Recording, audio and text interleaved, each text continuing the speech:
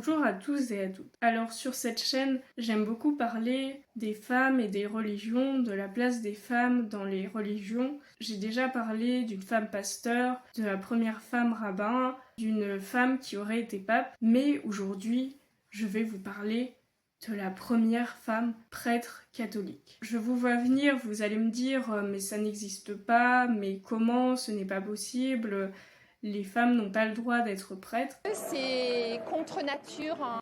Mais laissez-moi vous raconter l'histoire de Ludmila Javorova. Elle est née le 31 janvier 1932 à Brno, en Tchécoslovaquie. Elle vient d'une famille catholique, une famille nombreuse et pratiquante. Elle a 4 grands frères, 4 petits frères et une petite sœur. Son père est assistant de recherche dans un laboratoire. Sa mère est une femme au foyer dévouée. Et il y a aussi sa tante qui vit avec eux. Sa tante, surnommée Tetika, est aveugle. Mais elle passe son temps à raconter des histoires qu'elle a inventées aux enfants et parfois elle emmène ses neveux visiter un institut pour aveugles. Comme je l'ai déjà dit, c'est une famille très pratiquante. Les parents et les enfants prient ensemble. Le 15 mars 1939, la Tchécoslovaquie est occupée par l'Allemagne nazie. La famille va connaître les bombardements, les ravitaillements. Un soir, la mère de Ludmila réunit ses enfants. Elle leur annonce qu'elle n'a plus rien, qu'elle n'a plus de nourriture pour préparer le repas du lendemain. Mais les enfants ne se laissent pas démonter. Ils entament un chant chrétien. Je ne manque de rien, tu prends soin de nous. Et le lendemain, la mère découvre un sac de farine devant la porte. On ne saura jamais qui l'a déposé et la mère pense que c'est un miracle. Très jeune, Ludmila fait l'expérience du danger. Elle doit aller chercher le blé au moulin alors qu'elle n'en a pas le droit. En 1942, elle a 10 ans. Elle est censée entrer au secondaire, mais une partie de son école a été réquisitionnée par l'Allemagne nazie et a été transformée en prison pour les soldats russes. Le régime hitlérien impose également des quotas pour les enfants tchèques dans les écoles et Ludmila ne fait pas partie de ces quotas. Elle doit donc quitter l'école. À la même époque, son jeune frère Vaclav, qui est juste en dessous d'elle dans la famille, subit un grave accident. Il a ensuite une crise d'épilepsie et il reste paralysé. En 1944, les bombardements s'intensifient. Le père et ses fils aînés prennent des grosses planches de bois qu'ils fixent devant les fenêtres de la maison. Ils se barricadent. Le 26 avril 1945, la ville de Brno est enfin libérée par les troupes soviétiques, mais les parents ont peur pour leur fille à cause des soldats russes. Ludmila et sa petite sœur Maria n'ont plus le droit de sortir seules. Leurs frères sont réquisitionnés pour enterrer les morts et pour faire des opérations de déminage. C'est au cours d'une de ces opérations que son frère décède. Il s'appelait František, il n'avait même pas 20 ans. C'était le chef de chœur de son église et il rêvait de devenir prêtre. Très touchée par la perte de son frère, Ludmila aspire à devenir religieuse. Elle demande à ses parents l'autorisation d'entrer au couvent. Son père est plutôt d'accord, mais sa mère lui dit « Tu es trop jeune, tu dois m'aider pour les tâches ménagères ».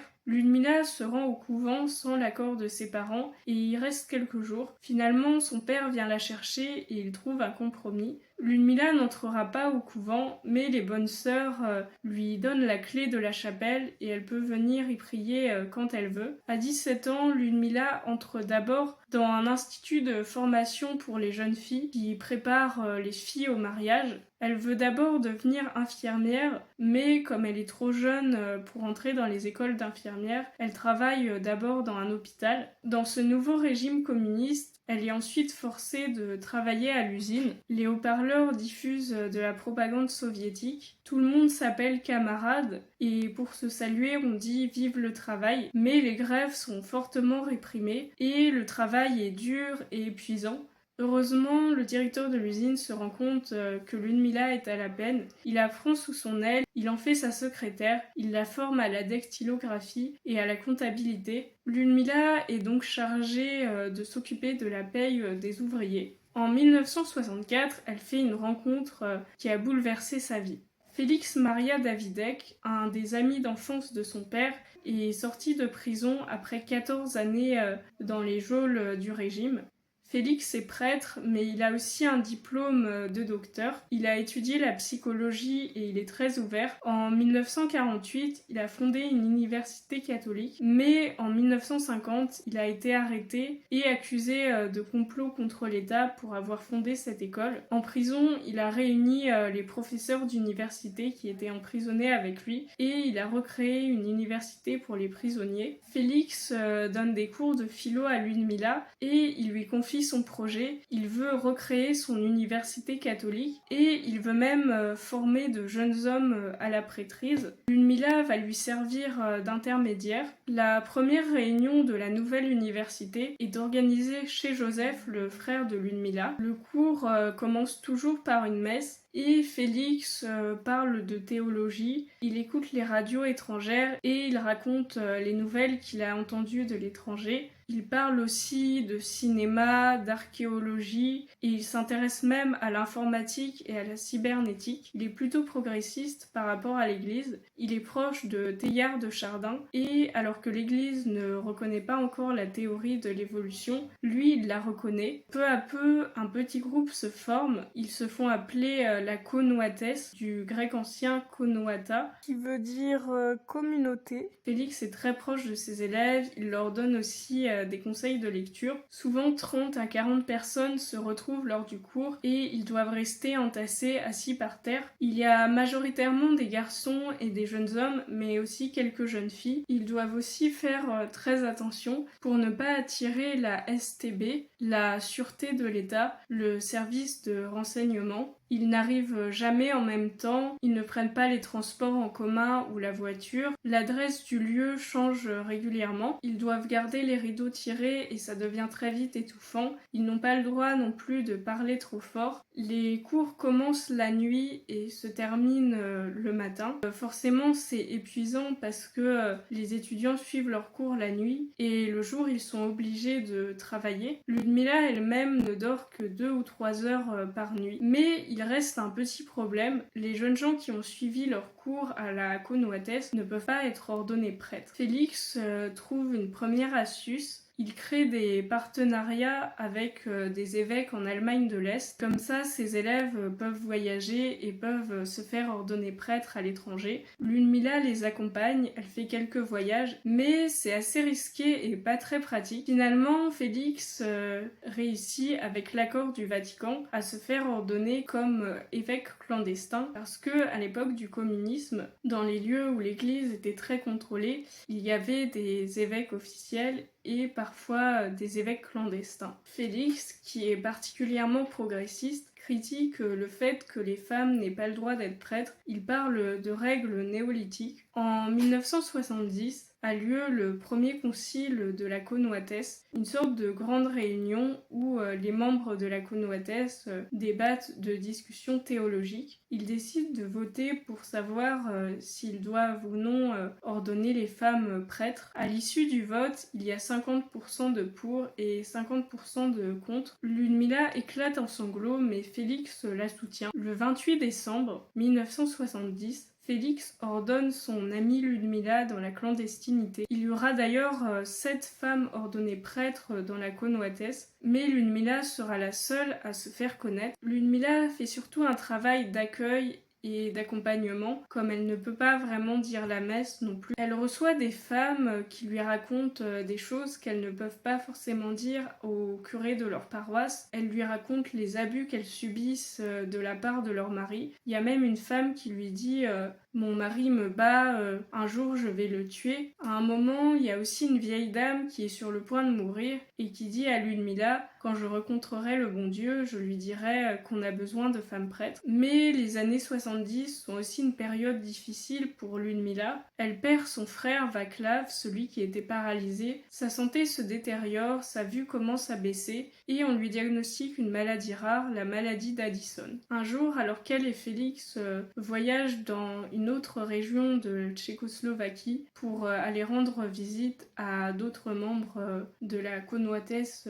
éloignée, elle a un grave accident de voiture, mais heureusement elle survit. Un autre jour, elle est convoquée par la STB mais elle ne se rend pas à la convocation. Elle reçoit un coup de fil à son travail qui lui demande de se rendre à la police. Elle obéit. L'officier lui dit qu'il est au courant de ses activités illégales, mais bizarrement, il la laisse repartir. En 1977, Félix et Ludmilla emménagent ensemble. Bien sûr, ça fait jaser, mais c'est plus une sorte de colloque. Félix prend la cuisine qu'il aménage en bureau et en chambre à coucher, et Ludmilla reste dans le salon. Mais ça ne dure pas très longtemps, et les deux amis se séparent suite à un désaccord. En 1983, Félix, qui a alors 57 ans, tombe dans les escaliers et se blesse gravement à la tête. Il refuse d'être soigné à l'hôpital parce qu'il a trop peur d'être arrêté s'il va à l'hôpital. Ludmilla doit donc jouer les gardes-malades. Un an plus tard, Félix subit un deuxième accident. Il se brûle gravement et on ne sait pas vraiment si c'est à cause de sa cigarette, comme il fumait beaucoup, ou si c'est à cause de la plaque chauffante. En tout cas, il doit rester alité et une partie de sa peau est même arrachée. Ludmilla a une charge mentale énorme. Elle vient le voir régulièrement, elle change les draps, elle lui prépare la cuisine, elle fait le ménage. En 1988, Félix est finalement emmené à l'hôpital et on lui diagnostique une insuffisance cardiaque. Le 16 août, il subit une opération et il décède peu de temps après, à l'âge de 62 ans. Ludmilla n'a officiellement pas le droit de suivre le corbillard, mais le conducteur du corbillard lui donne rendez-vous au milieu des champs dans un endroit isolé. Là, il sort le corps de Félix et Ludmilla est autorisée à se recueillir devant le corps de son ami. Ludmilla remercie le chauffeur qu'elle ne connaissait même pas. À la morgue, Ludmilla demande à ce que ce soit elle qui prépare Félix, qui l'habille pour son enterrement. L'employé refuse d'abord, mais Ludmilla lui répond « Je n'ai pas peur des morts ». Et finalement, elle obtient le droit d'habiller Félix. Félix est habillé en tenue d'évêque. À son enterrement, l'église est pleine. Un an plus tard, le 9 novembre 1989, le mur de Berlin tombe et c'est la fin du bloc soviétique. Le 29 décembre de la même année, Václav Havel est élu président de la Tchécoslovaquie, mettant fin à des décennies de régime communiste. En 1992, la Tchécoslovaquie sera d'ailleurs séparée en deux, donnant deux pays, la Slovaquie et la République tchèque. Le Vatican cherche aussi à réguler les églises clandestines. Les prêtres de la connoitesse sont de nouveau ordonnés. Ceux qui étaient mariés obtiennent le droit d'exercer dans l'église grecque catholique, une autre branche de l'église catholique qui autorise le mariage des prêtres. Mais Ludmilla est un peu oubliée. Elle a désormais un nouveau rôle. Elle est prof de catéchisme dans une école publique près des enfants de 7 à 14 ans. Elle prépare aussi des personnes au baptême. Elle conseille des couples pour leur mariage. En 1996, le magazine Kirche Interne, un magazine chrétien, commence à mener une enquête. Il découvre l'existence de Ludmilla et Ludmilla accepte de les rencontrer. Elle dit aux journalistes